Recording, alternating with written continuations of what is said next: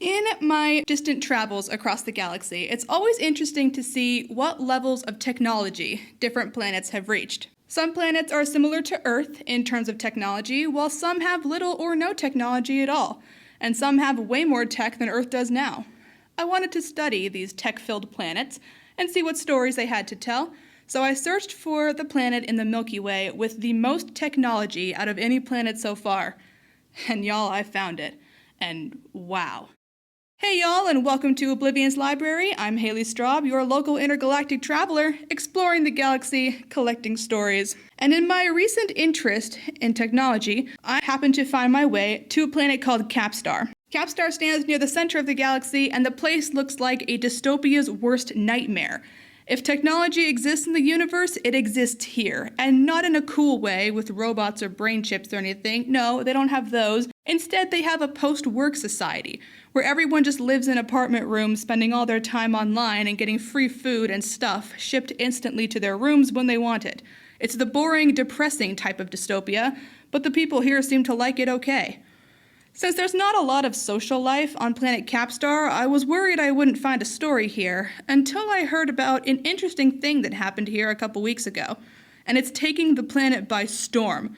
Some sort of uprising or revolution, I can't really figure it out, but I got in contact with whoever's in charge of this awakening, and I realized this planet does have stories to tell.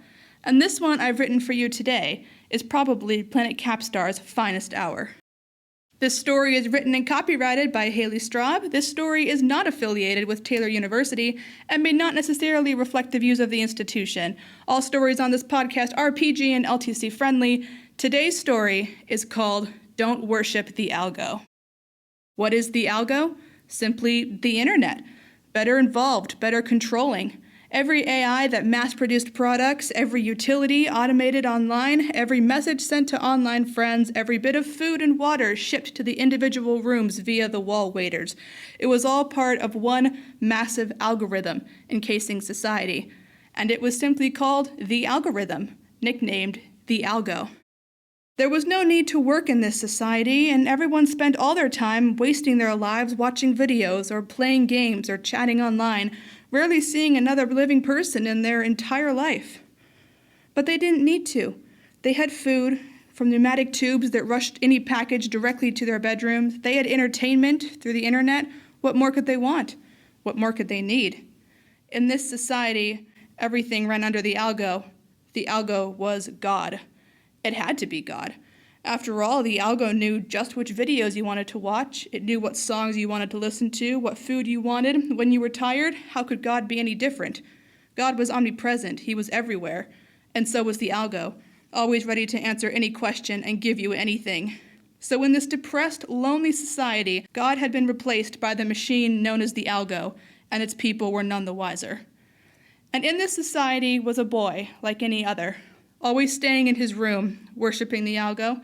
Every day, almost all day, he would log on to the Algo with his high-tech interactive virtual reality headset, which was nicknamed a crown. The boy had no name, only a gamer tag, live, laugh, cry for help, but he went by Cry for short. In the digital wonderland of the Algo, Cry could put on the crown and do anything. Watch videos, hang out in chat rooms, play video games, go shopping, go sightseeing, do anything from the comfort of his own room. And since he could order any clothes, objects, or food straight to his wall waiter, he had no reason to ever leave. Today, Cry decided to play Ultimate Battlefield, his favorite multiplayer RPG. The game worked with multiple teams competing to be the first to complete goals. The first round's goal was to reach a computer in an enemy base at the top of the hill, and Cry's team raced and climbed their way up. It was so beautiful and so well graphicked that it was hard to imagine that all of it was just VR. As they waited for the lag to stop, Cry overheard gossip from his teammates. "Hey, did you hear? They caught that guy that was scamming people at the banks, threw him in the pearly gates. Safe to say we won't need to worry about him anymore." "Ugh, the pearly gates. That place creeps me out." A girl upgraded her sword. "You've heard of the pearly gates, right? It's a dangerous prison. Anyone who goes in there never comes out." The game continued, and predictably, Cry's team won. The team swarmed the enemy base and found their target, and as Cry searched his inventory for a sword to destroy it, one of his teammates stepped forward. "Hang on, I got this."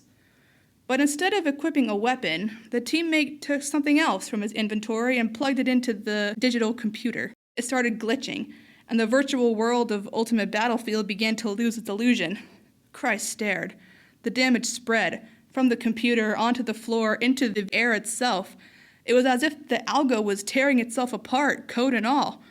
The teammate jumped back as the computer glitched again, and Cry's crown began to get hot around his face. "Get out! Log off!" the teammate shouted. "Get off the Algo!" Cry ripped his crown off so abruptly he lost his balance and fell backwards onto his bed. The headset clattered to the floor. Well, that was scary. That didn't normally happen in that game. Why had it glitched like that? But more importantly, why was Cry's crown glitching so much? It normally turned off when he wasn't wearing it, but now it was sparking strange code and colors. Cry inched backwards onto his bed, afraid to touch it. There was a flash of lightning, and a person appeared out of thin air, their feet landing firmly on the floor. The crown immediately turned off. The newcomer, another teenage boy, rubbed his face. He was barefoot, and his clothes were threadbare and faded to shades of white and gray. After staring at Cry for a few seconds, he put on a pair of clear glasses. "For the blue lights," he mentioned. "Sorry for crashing here. I got caught up in the reboot and tracked your IP address to escape." Cry had no idea what he was talking about. It had been a long time since he'd met another person face to face, but he recognized the stranger's voice. "You played the game with me just now. You made the computer glitch out. What did you do?" "Oh, I just rebooted the game. Like down to the founding code rebooted, like tear out the plants and replant them rebooted. It can cause quite a crash sometimes." Cry blinked at him. "Who are you?" "I don't want to say."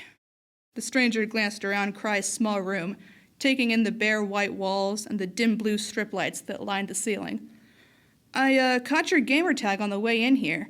Live, laugh, cry for help? Yeah, that's real original. So what's your name?" Cry?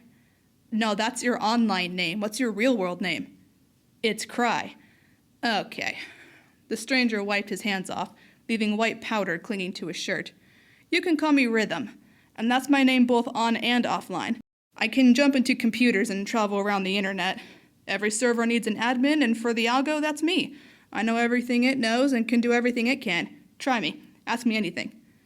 Cry racked his brain for something hard to ask Rithm, but he could only think of one thing.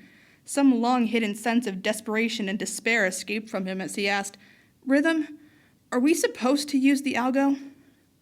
Rithm straightened up, studying Cry. He moved to the wall waiter and tapped the keyboard, ordering something that would immediately be shipped to Cry's room. "Anything's a good thing until it becomes an obsession. The Algo is technology. It's only right we should use it. But it was not supposed to be used for constant luxury like it is now. Let me explain." A book arrived in the wall waiter, and Rithm tossed it on Cry's bed. Then he turned to inspect a wall, studying the blank sheetrock. He took a white stick from his pocket and began to write on the wall. "In this day and age, we have only one way we can resist the temptations of the Algo. We need to be in the world but not of the world, on the Algo for practical use but not addicted to it." Cry realized the white stuff was chalk, and Rithm had written a lot of numbers and keywords. Rithm pointed to the book. "The best way to get off your phone or your crown is to read something. This one's one of my favorites. I especially recommend these pages I've written here. If your attention span can't handle the long chapters, look them up." Cry sighed as Rithm scribbled more words on the wall. "Listen, thanks, but what makes you think I want to read a book?" Rithm paused in the middle of a word. "Because I don't think you like being on the Algo nonstop as much as you think you do. And if you aren't as depressed as I think you are, you'd have cleaned your room by now." Cry stared at the chalk graffiti as Rithm left through the room's only exit, a rickety door that Cry often forgot existed since he never used it. Cry looked from the door, to the book, to the crown. Not being online would be a refreshing change of pace, and he might even feel less lonely and sad. But he didn't want to think about this right now. He didn't want to live in this whitewashed and depressing world. He wanted to live on the beautiful and crowded Algo. He sat down on his bed and put his crown on again. A week passed. Cry kept telling himself he'd read the book after this one thing, in a while, tomorrow morning, later, when he wasn't busy. He played games, ate food, slept, chatted, and repeated, as he'd been doing for years on end and knew he would do for years to come. Rithm didn't reappear. Nothing changed. The book gained a fine layer of dust on his shelf. Only one day stood out to him from that period of monotony. Cry took off his crown to get some sleep and froze. The words on his wall had been erased. In their place were 4 large words: "Don't worship the Algo." Nervously, Cry touched the white chalk, assuring himself the words were real. That guy that had shown up months ago like a fever dream, had he done this? Cry tried to forget about it. He wiped the words away with his hoodie sleeve and went to bed. But he didn't sleep well. Those 4 words lingered in his mind, burned into his memory, and he wrote them on walls in his dreams. The next day, Cry played more Ultimate Battlefield. The game played just the same since the day the wall writer had made it mysteriously glitch out. Cry's team infiltrated the enemy base and were searching the halls for their target. "Hey, Cry, what was your favorite chapter?" Cry turned with confusion, only to see the guy with the chalk smiling at him, joining him in the game. "You remember me, right? I'm Rithm. Can I come hang out after this?" The game ended, their team victorious. Cry instinctively reached for the play again button, and only stopped when Rithm called him out on it. So Cry begrudgingly took off his crown and stared around at his hateful room. Rithm appeared in a flash of lightning and stretched, a spiteful ray of sunshine. "I see not a lot's changed," Rithm commented.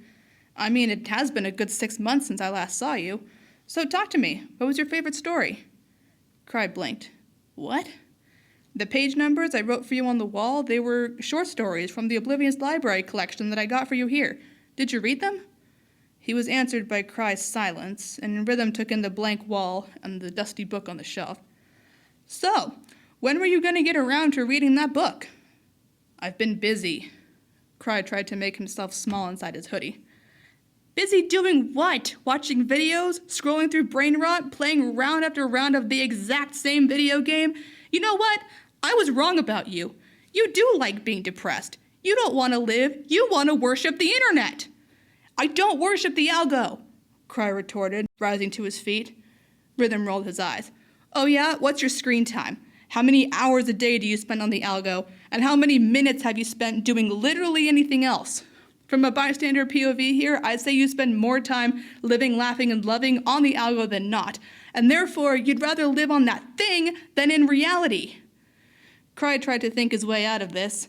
He didn't want to deal with this. He wanted to get back on the Algo, but that would prove Rhythm's point exactly right, and he wanted to do that even less. But his confusion and guilt and anxiety all mixed together into one question, the only thing he could think to say. "Rithm, is the Algo God?" Rithm sadly sat down. "No, the Algo is a thing, created just like all other things, and my dad's the one who created it, and he programmed me. But the Algo is corrupted. It was never supposed to be used the way it is now, Cry. And when I realized that, I ran away, to live among the victims. I want to help people like you, people stuck in the cycle." "Good luck with that," Cry shot back. In truth, he did want to get off the Algo, but there was no reason to. What else was there to do in the world? It wasn't like people had friends in real life anymore. Everything they needed was on the Algo, and it wasn't designed to be turned off. Rithm glanced around the room, a mischievous glimmer in his blinding cyan eyes. "Did you figure out how to be in the world and not of the world yet, Cry? Buckle up, because if you want your life fixed, I'm going to help you, whether you like it or not." With a flash of lightning, Rithm vanished back into the crown. The room's lights began flickering and shaking so much that dust kicked up from the floor. The cloudy window rattled in its frame, like an earthquake just begun.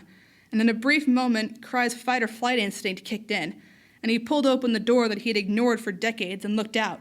The hall outside only led to more doors. Even though Cry had lived in this room his whole life, he didn't remember ever being here before, or ever entering his room from that hallway. He backed up, and as the door slammed shut, the lights went out, and the room was quiet. As the lights slowly re-illuminated their nice blue tone, Cry looked for Rithm, but he didn't appear, so he cautiously put on his crown. His corner of the Algo was in turmoil. All of Cry's favorites and search history and bookmarks were erased. His recommendations were all messed up, and his progress was erased on all his games. It stressed him out, and for the first time in his life, Cry decided he would rather be in the real world than on the Algo. And when he took off his crown again, Rithm was standing there. Cry was desperate. "Rithm, what did you do?" I rebooted your profile, Rithm said calmly. You've got a brand new page of the Algo there, all ready to be tuned and algorithmed up to your liking. But why'd you do that? Rithm tilted his head. You said you wished there were more reasons to not be on the Algo. I was literally just doing what you asked. Asking you shall receive, you know. Oh, never mind, you wouldn't get that. I guess the better idiom for you is, careful what you wish for because you just might get it. I should have never have complained. I should have never told you anything. Cry hit his bedpost in spite. I'm sorry, are you saying you regret making your life better? Is this better? Cry's voice rose to a yell. You've essentially deleted my entire life, and I'm already bored. My room's a disaster like usual, my window's too foggy to see out of, there's nothing outside, nothing inside, nothing to do. Is this what it means to be not of the world, like you were talking about? Missing out on everything that happened, and being disconnected forever? Rithm tried to answer, but Cry was gone. He yanked open his heavy door and ran into the hallway, immediately lost in the maze of doors outside. The barren halls with blue lights seemed to go on endlessly, and Cry just kept on walking through them, down every staircase he could find and around every corner. He didn't know where he was going or why he was walking around, but he would never find his way back to his room now. But running around an unfamiliar place was better than sitting on nothing. In the maze of doors and rooms, Cry found one that said exit, a splash of red in the sea of blue. He leaned against it with his full strength, managing to wedge it open. The change in the air made Cry cough, and when he stepped into the outside world, his foot sparked when it touched the ground. The landscape was covered in moist fog that made it impossible to see more than 20 feet. Cry followed the side of his building, made of dark metal, until he found the wall of another building. No matter how many blocks he ran, all he saw was fog, walls, and the mud beneath his feet. In his mind, cities had streets and sidewalks and cars and trees and stoplights. There weren't any, because that was reality inside the Algo, and Cry had never stopped to wonder if the outside world was any different. There were no streets, no sense of direction, just fog between every looming structure. There was nothing alive out here, no people at all. Cry was terrified. No cheerful thought or funny video he thought of changed that, and he was hit with the reality that he was alone, and that loneliness was far worse in real life than the media made it out to be. Somehow, Cry found a pile of rocks. It was the only landmark he had, so he climbed them. But even from this small vantage point, all he could see was fog and darkness around him. Cry couldn't take it anymore, and tears slipped from his eyes. He was lonely, confused, and sad, but something about the tears on his face felt good. He hadn't cried in years, since every time he'd wanted to, he'd logged onto the Algo to distract himself. Why cry when the Algo was there to make you happy? Cry cried himself out, barely noticing when someone approached him calmly through the fog. It was Rithm, silent and empathetic. I hate my life, Cry exploded, admitting what he didn't realize he'd been trying to hide for years. And I know getting off the Algo is going to fix that, and I want to. I'm done sitting around on the internet all day. I want to do something. I want to live before I die. He slapped himself in the face to make sure this was real. This is my new life. A new life requires a new name, Rithm beamed. The name Live, Laugh, Cry for Help belongs to someone living on the Algo, but you're not of the Algo anymore. From now on, your name is Rocky, because on this rock you found yourself. The sun was now higher in the sky, thinning the fog and brightening the area. For the first time, Rocky got a sense of where he was. He was by a playground, surrounded by a ring of low boulders for climbing. Rocky had seen playgrounds on the Algo, but he hadn't actually played on one in years. There were swings on rusty chains, a seesaw with splintered wood, a rusty merry-go-round, a dirt-filled sandbox, and a rickety tower covered in ladders and slides. The only thing that looked relatively stable were the monkey bars, which Rithm wandered over to. You know, you don't have to give up the Algo for good. He hopped up and hung from his hands. You just can't let it control you and tempt you into being online endlessly. Rocky hooked his legs into the bars and swung upside down, his hair flying into his face. In the world but not of the world, huh? Like a foreigner in my own house. Honestly, you forget what the world's like when you're on the internet for so long. Maybe your method of rebooting the Algo to wake people up actually works. How do you do that anyway? With this? Rithm took something from his pocket and dangled it in front of Rocky's face. It was a key on a string. This is the key to the Algo. It can reboot any server like I did to the game, to your room, and to a lot more places. Rocky, I want you to keep this. With it, you'll be able to change things. Rocky swung down from the monkey bars and closed his fist around the key. It was made of bronze and old-fashioned looking, with many scratches from its years of use. Confused, Rocky put it around his neck. Why give this to me? Before Rithm could answer, a strange object cut through the fog and descended nearby. Rocky guessed it was some kind of flying car. A man in a black suit stepped onto the mud, his sunglasses reflecting the light of the fog. He was plain and stern, and Rocky hid the key under his shirt. Rithm, the man demanded, you are under arrest for messing with the Algo's code and forcing this boy Cry out of his room. Confused, Rocky looked to Rithm, but he didn't seem bothered. The agent continued. Cry, don't believe the lies this boy's telling you. His rebooting of the Algo is a crime, and he'll be locked in the pearly gates for it. Rocky was nervous, but his adrenaline rush hadn't worn off. Sorry, I'm not Cry anymore. My name is Rocky now. Interesting. The man didn't move. I'm Tonelli, Agent Tonelli Bliss, and I can't allow anyone to be off the Algo. Rithm, if you don't come with me, I will lock Rocky up in the pearly gates. Rocky tensed. The key thumped against his chest, and he got the feeling that under his sunglasses the agent was looking at him. But Rithm chuckled. That's a good one, Tonelli. That's almost as funny as the fact that my dad is your boss. Tonelli was not amused. I can't allow you to run rampant and cause harm. Last I checked, Tonelli, too much time on the Algo was causing us harm, Rithm retorted. Rocky and I were just going for a walk to clear our heads. Heads are better cloudy. They're more comfortable and useful that way. Rithm, put this on and comply. From his car, Tonelli grabbed a crown headset and held it out to Rithm. Rithm turned away to give Rocky a reassuring fist bump, then bolted toward Tonelli. With a flash of lightning, he jumped into the crown, disappearing into its code. Rocky decided to take a chance and run for it, but he only got a few feet before smacking his forehead into monkey bars, and the last thing he remembered was collapsing on the ground. Rocky awoke in what he could only describe as a jail cell, with white cinder block walls and bars on the narrow window, lit only by a rickety blue light bulb. So this was what it was like inside the Pearly Gate prison. The only objects in his cell were a bed, a wall waiter, a nightstand, and a crown. He shuddered to think how similar his real bedroom was. Almost automatically, Rocky put the headset on and discovered it connected him to the Algo like normal, with incredible service and graphics. But there was nothing Rocky wanted to watch right now, so he took it off. With nothing else to do, Rocky tested his cell door, but he barely touched the bars before the door swung, wide open, to the cinder block hallway beyond. Rocky stared at the open door, too stunned to move. What amateur had put him in a prison without locking the door? Or better yet, what kind of prison had doors that were so easily opened? After fingering the key around his neck, Rocky decided to use this unlocked door to his advantage. He would storm this place and find a way out. But his escapade was cut short by a red exit sign above the door, pointing to a staircase. Not only was his door unlocked, it was the closest to the way out. Everything about this creeped him out. Rocky ascended the stairs, which led him to a circular room. Doors branched off in every direction, and a reception desk sat at the center, lit by the humming blue lights on the ceiling.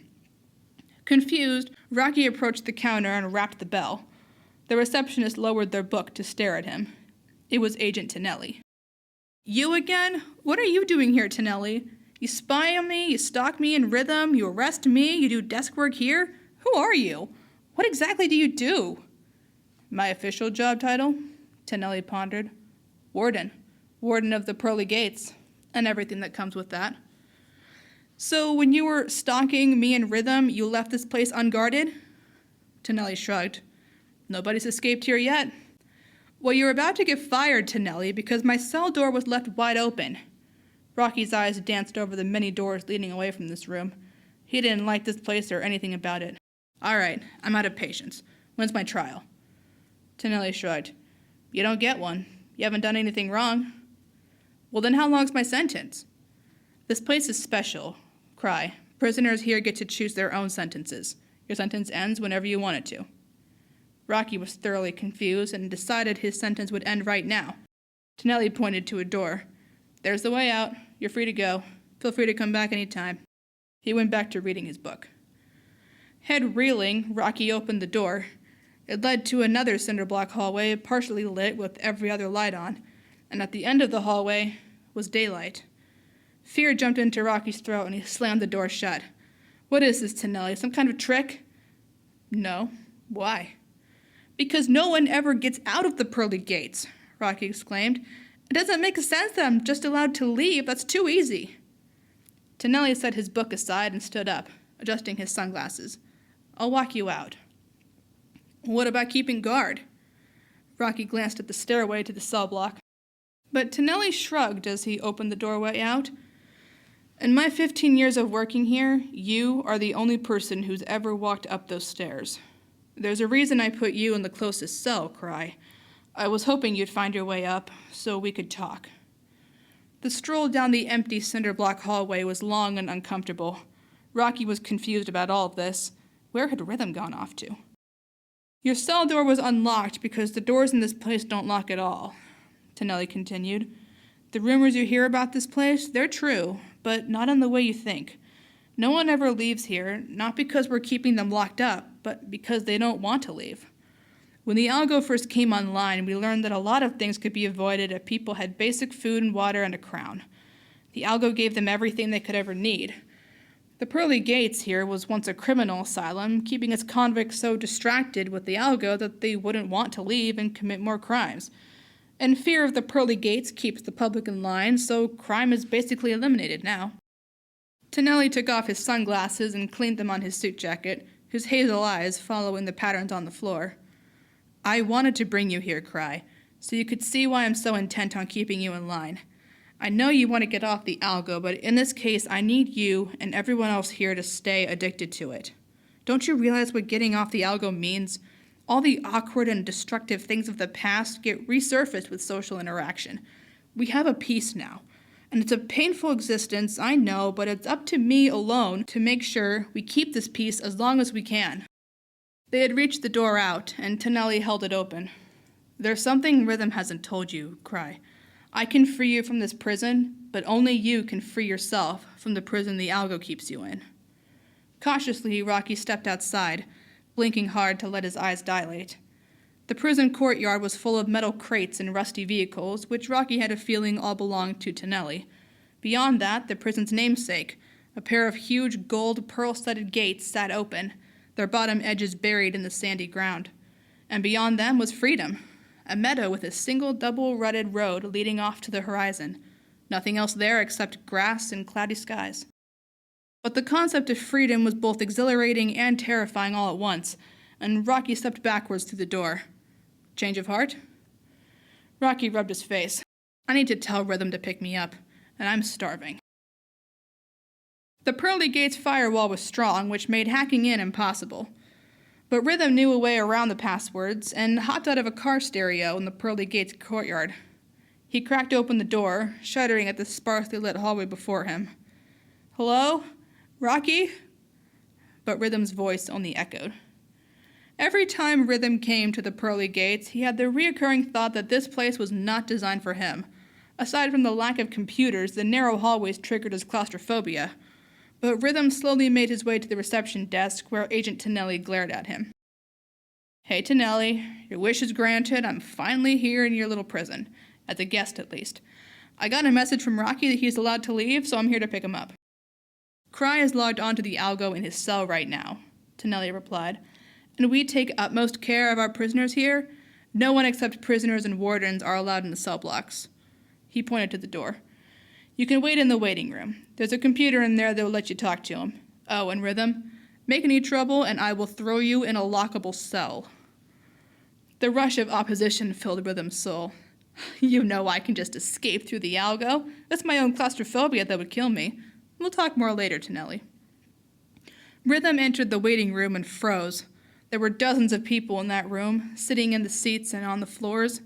When he entered, they all looked up hopefully, but looked away sadly when they didn't recognize him. There were people from all walks of life, of all ages and all places. Rithm had never seen so many people in one place without a single crown in sight, and could only wonder why they were here as he slipped between them to get to the computer. On the computer, he found a complete catalog of every prisoner. But after 15 minutes of helplessly texting Rocky, Rithm ran out of patience. He got a running start and jumped inside the computer. After chasing the prisoners' IP addresses, he found Rocky playing Ultimate Battlefield again. Rithm hacked his way into the match, stole someone's dropped loot, and joined Rocky in the mission. Rocky! Rocky, it's me! Are you okay? Oh, hey, Rithm. The goal's down that way. See the target? Help me get there. But Rithm pulled Rocky aside to talk. Rocky, I'm here. I'm at the pearly gates to get you out. Can't we wait till after the match is done? Forget the match, Rocky. What happened to being in the world but not of the world because you're looking pretty in the world right now, Cry? Rithm demanded. Yeah, I called you Cry. I gave you your name. I can take it away from you. What happened to staying off the Algo? This is exactly what you wanted to fight against. Rithm, you worry too much, Rocky replied, his eyes darting back to the ongoing battle. I'm tired, okay? And this place has the best internet access I've ever had. Look at these graphics. That's how they catch you, Rocky, by tempting you in with all this good stuff. It's not safe for us here. You have my key. Let's get out of here. Fine, but later, okay? Tonelli said I can leave whenever I want to. I just want to play some more. He ran away to rejoin the battle. Defeated, Rithm watched him go, then jumped out of the Algo. Back in the real world, Rithm hit the wall in frustration. But that led to the crowd of people in the waiting room staring at him awkwardly. Rithm realized he had a lot to explain, but not wanting to make a scene, he just slouched against the wall, sunk to the floor, and buried his head in his hands.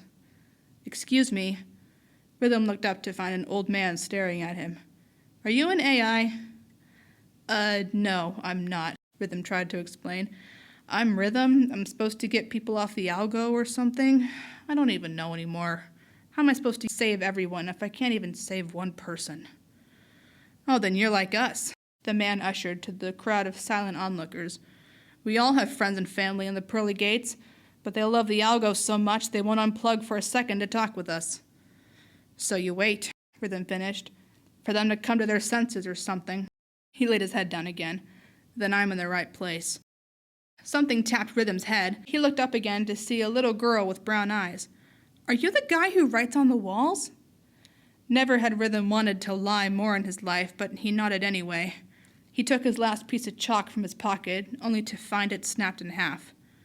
You wrote, "Don't worship the Algo" on my walls, the little girl's mother realized. I know about you. My other daughter has been in this prison for 7 years now. She doesn't even know she has a little sister. Your words convinced my family to stay off the Algo, even to fight it. The woman showed him a basket she'd brought. Today's my daughter's birthday. I thought if I brought her a cake, she'd at least spend some time with us. We miss her. Rithm scanned the room. You all have stories like that? The little girl took his stick of chalk and wrote, "Don't worship the Algo" on the floor in messy handwriting, and Rithm realized it had worked. His motives, his hatred for the Algo was shared. He really wasn't alone in this, and people were counting on him. Taking a steadying breath, Rithm jumped back inside the computer. He found Rocky still playing Ultimate Battlefield and joined his game again. Without the key, Rithm didn't have access to all his admin commands, but as the Algo's only living program, he had enough power on his own. As Rocky turned to face him, Rithm harnessed his power of technology, of the Algo, of the crowns, and he hit Rocky in the middle of his chest, where his heart was, and where the key hung, because there was a glitch in the Algo that Rithm had purposefully decided not to patch. Rithm could make a crown glitch out, which electrocuted whoever was wearing it. Rocky screamed and left the game. Rithm saw the opening and jumped out the crown, landing in Rocky's unlocked prison cell. For a second, both Rocky and Rithm only leaned against the walls, panting heavily, Rithm from claustrophobia and Rocky from getting shocked. The prison crown sat sparking on the ground where Rocky had thrown it off. Rocky met Rhythm's eyes. You know, I really hate you right now. He rubbed his face. But I also kind of needed that. I'm sorry, I fell right back to where I was. It was just instinct. Rithm kept his eyes closed but smiled. I know, spirit is willing but the flesh is weak. Gotta be strong though. And hey, you want to do something crazy? Like a jailbreak? Rocky rustled his hair. We're gonna what? Hey, you still got that key? Let's use it to turn off the algo for the pearly gates. That'll snap the inmates back to reality and hopefully some will leave. We need to get to the main servers and find the keyhole. Rocky left the cell to stare at the endless cell block. But this place is huge. I mean, I know nothing locks, but how are we going to find the servers? Rithm smiled. We're going to be in the world but not of the world. Can't believe I'm saying this, but put on the crown.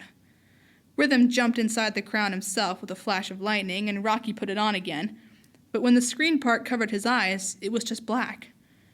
You know, crowns were originally invented to blend the algo with reality. Rhythm's voice came through the crown's headphones. And the function's still in here somewhere. The black screen flickered to a view of the prison cell, and Rocky saw reality through the screens. But the functions of the algo still hovered at the corner of Rocky's vision. The menu buttons with settings and volume controls were still there. Rithm continued. If you're wondering where I am, I'm currently hacking into the prison's algo to find the servers. There, you see that target I've highlighted? That's where you need to go. Just follow it and turn the key. You've got this. After taking a steadying breath, Rocky left the prison cell again, jogging down the hall toward his target. As much as he hated the thought of leaving the comfort of his cell, this was for the best. If he didn't shut off the algo now, he'd just fall victim to it over and over and over again. After chasing the target through the maze of hallways and staircases, Rocky pushed open a set of double doors to find a room as cold as a freezer. It lined wall to wall with servers, all plugged into each other and humming slightly. The room was dimly lit, and Rocky could barely make out the keyhole in the center, on the computer console. Rocky stepped up to it, his heart pounding. Rithm spoke into his ear through the speakers. By the way, remember when I rebooted Ultimate Battlefield earlier? Rebooting a lot of technology like this can cause it to fritz out, so turn that key and get clear just in case. Rocky took off the crown, his throat dry. He took the key from his neck, fingering it as he stepped up to the computer and wondering if the key would fit. Rocky! The door slammed open, and standing there was an enraged, out-of-breath Agent Tonelli. Panic leapt into Rocky's throat, and he slammed the key in the keyhole. But Tonelli harshly pulled him away and slammed him against the servers. You don't know what you're doing! Tonelli yelled in Rocky's ear. People are dangerous, and in the algo they are safe and they are happy. You know what the world is like when it's full of people? It's awful. You can't even imagine it. I am their protector. I have to make sure no one has to go through what I have. But Rocky managed to throw him off, and he sprinted for the key, carefully turning it, and it clicked into place. Immediately, all the servers went quiet. The room went completely dark. The lights began to flicker, and the lights on the servers blinked with them. The room had been freezing before, but now was beginning to radiate heat from every wall. Tonelli was frozen, half standing. The building began to shake like an earthquake, causing Rocky to trip. He grabbed his crown again and put it on, covering his head. The last thing Rocky saw was Tonelli's sunglasses falling off, his hazel eyes terrified. And then he was swallowed up in light, and Rocky squeezed his eyes shut as an explosion rocked the room. The heat was unbearable, and the screen on his crown cracked like glass, and then there was only darkness again. Rocky awoke in what he could only describe as a prison cell. It was his prison cell, and his crown was nothing but burnt scrap metal. Much of Rocky's skin was burned from the explosion, and he was thoroughly shaken up, but was otherwise okay. But something was different. He heard voices in the cell block. He stepped out to find the hallway full of people. The prisoners were easy to pick out with their dazed expressions and curiosity for this place that had been their home for most of their lives. And people from all walks of life were finding prisoners they knew, and the hall was full of joyful reuniting. But Rocky had no idea what was going on, and wove through the crowds up the stairs to the reception desk, where Rithm sat in Tonelli's place. After they reunited, Rithm explained, "The explosion knocked you out. We carried you back up here. That was an hour ago. I've been so busy here, cataloging what prisoners are leaving and whose family is here to pick them up. They want to leave, Rocky. They want to be with their families and friends again. You saved them. You gave them a breath of fresh air." But Rocky was focused on Rhythm's paperwork. "Isn't that Agent Tonelli's job? Where is he?" Rithm glanced aside. Tonelli sat against a wall with his face buried in his hands. His burns were much worse than Rocky's were, and his suit was singed and discolored. As much as Rocky hated the agent, he felt sorry that Tonelli was the only person in the room by himself, so he approached him to talk. Tonelli didn't lift his head. "What, Rocky?" A little girl tapped Tonelli's shoulder. He raised his head, and Rocky tried not to gasp. Tonelli's face was raw from the burns, but his eyes were colorless and scarred, and he stared straight ahead, not moving until the girl tapped his hand with an ice pack. The explosion had knocked Rocky out, but it had blinded Tonelli completely. Tonelli rested his face against the ice pack. "Let me guess, Rocky. You're sorry? You were just doing what you thought was right? You may think you've won now, but just you watch. They'll fall back to worshiping the Algo again. Once they feel the depression and awkwardness and fear that the world has to offer, because we got on the Algo to escape those feelings in the first place." He shifted the ice pack on his face. "You'll still need the Algo. You can never have life without it anymore." Rocky nodded. "I know." "Fine. Have it your way, Rocky. But eventually you'll see I was right. And one day the pearly gates will be full again, full of voluntary prisoners. You'll have to find a new warden. Never have I been fired from so many jobs in one day." Despite his damaged throat, Tonelli chuckled. "Rocky, I'm not worried about you. I knew this would happen as soon as you walked up those stairs. But you want to know something? Out of everyone leaving this building today, I'm the only one that doesn't have any family to pick me up." Rocky knelt down to Tonelli's level. "One prison's not the whole world, you know. I still have the key, and there's a lot of doors in need of unlocking. So Rithm and I are going to keep doing this, getting people off the Algo. Tonelli, would you like to come with us?" The blind agent thought it over. Then he smiled. "Yes, Rocky. I think I will."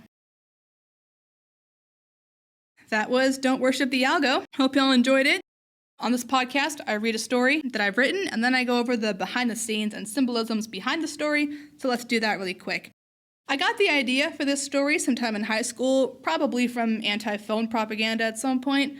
Other obvious inspirations were other technological dystopias like The Matrix and Ready Player One in 1984. Last year, I wrote a paper in my Media and Society class, and I read an article for that paper about social media algorithms. Someone in the post that I found called the internet algorithm the Algo for short, and I thought that sounded really cool. I like the word algo to refer to the internet, so I grew the story from that.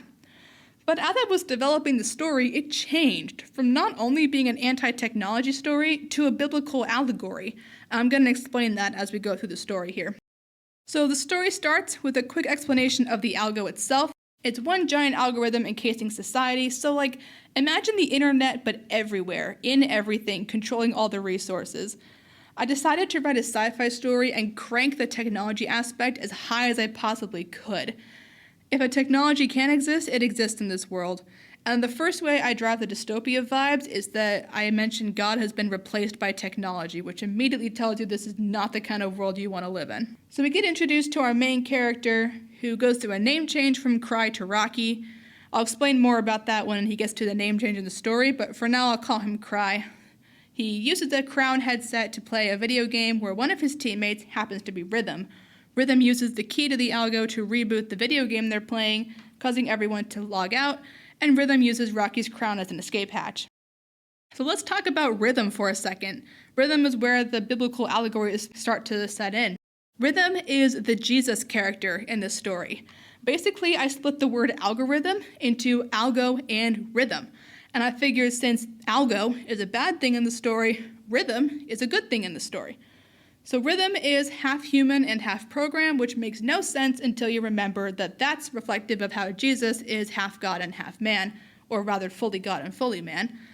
Rithm is the only character in this world that can jump inside computers and use his admin powers like this. And him doing this was inspired by more sci-fis like Mega Man Battle Network and Tron Legacy, which involves people jumping inside computers. Rithm also wears blue light glasses, which are glasses that filter out the harsh blue lights from computer screens or LEDs. And since blue is a very reoccurring color in this world, his blue light glasses are a form of defiance against computers. Rithm talks to Cry. Cry has been on the internet for so long he doesn't even know his real-world name. And Cry asks Rithm if they should use the internet. Rithm replies that anything's good until it becomes an obsession. And this is a big debate over technology that I've seen in a couple of my classes. Is technology evil, or are the ways we're using it evil? Rithm points out that the algo itself is not the bad guy here, just the way it's being used and worshipped. In this story, the algo represents the world we live in, which is corrupted by sin and full of temptations. To get Cry off the algo, Rithm orders him a book to read to give him something non-electronic to do, which of course is a reference to the Bible, with reading the Bible usually the first thing you do to resist sin or temptation.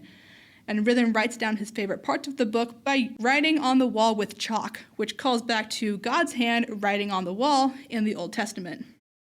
But Cry does not read the book. He falls back into temptation, putting off improving himself because the internet is so great. And when Rithm shows up again, he scorns Cry for not putting in effort. Instead of trying to live life, Cry wants to worship the algo.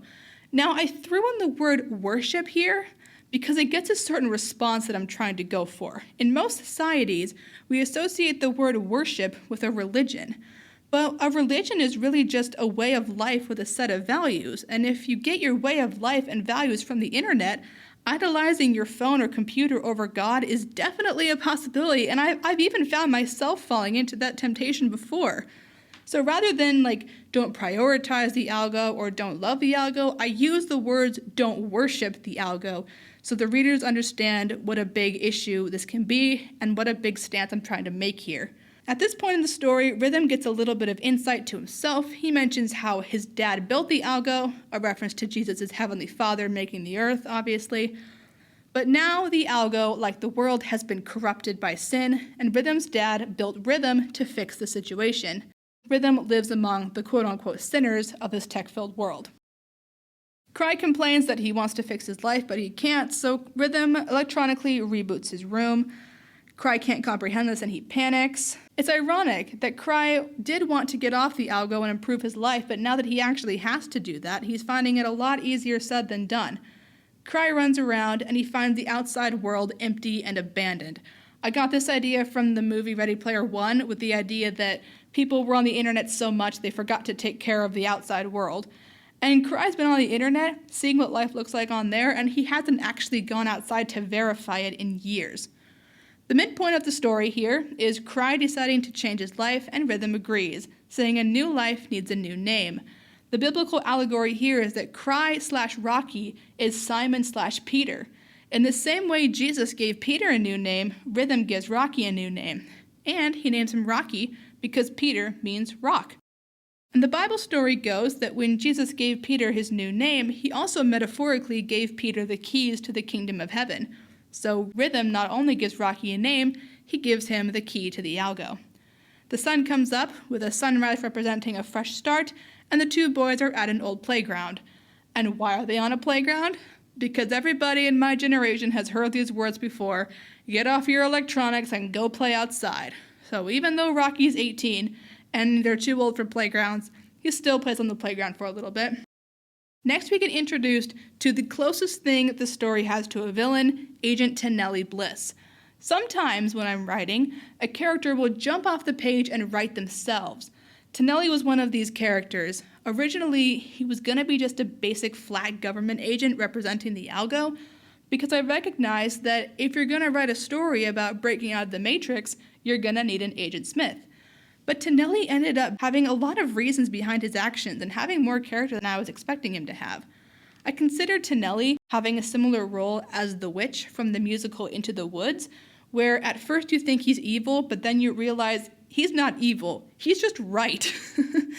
Tennelly, out of all the characters here, has the best grasp on the world and has picked his side accordingly. The heroes are naive.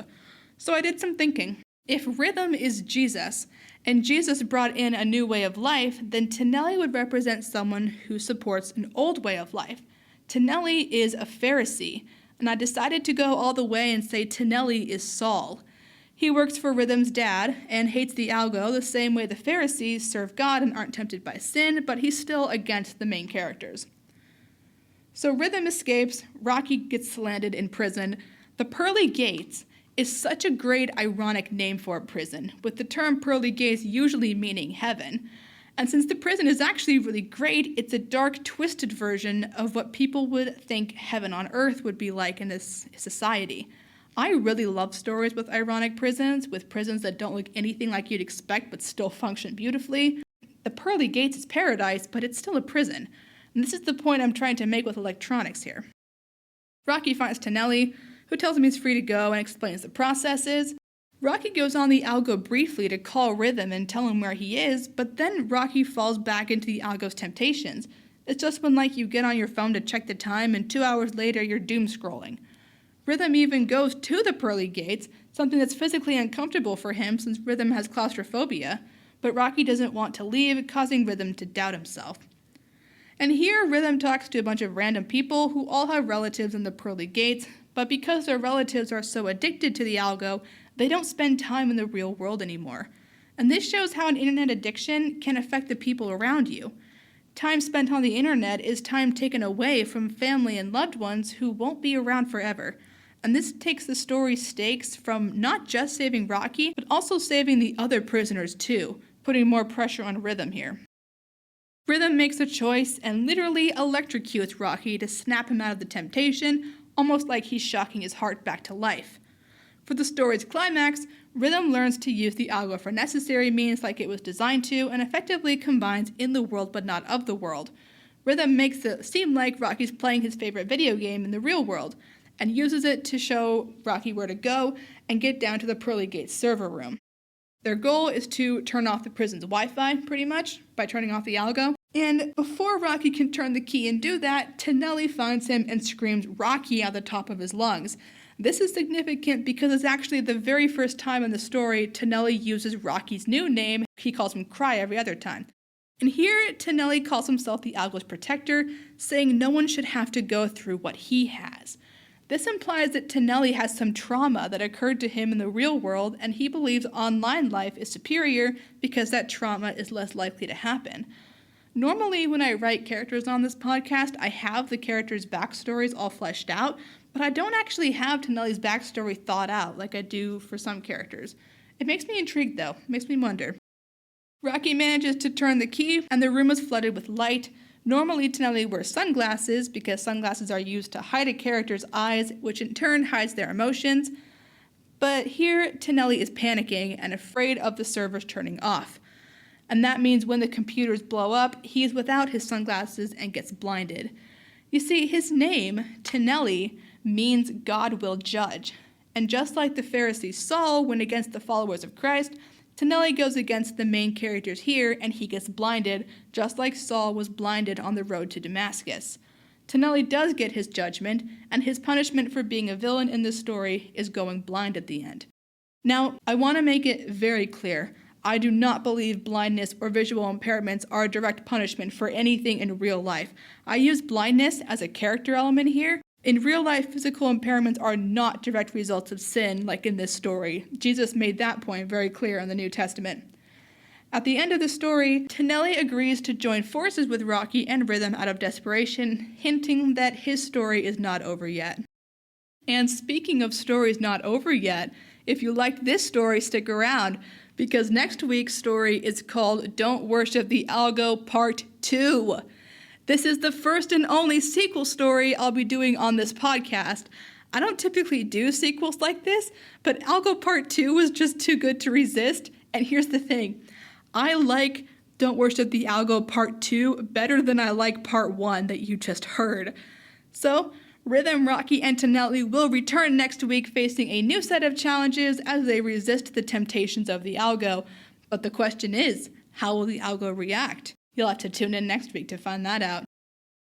So all that drama is currently happening here on Planet Capstar, and I'm waiting for the drama to finish so I can write up a story about it. And I'll keep you all posted on the happenings here on Planet Capstar.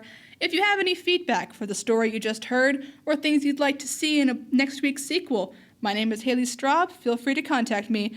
Check out Oblivion's Library on YouTube for full recordings of all my podcasts, and check out Oblivion's Library on Instagram for character sketches and bios. Thanks for tuning in, y'all. This is Oblivion's Library, signing off. Take care.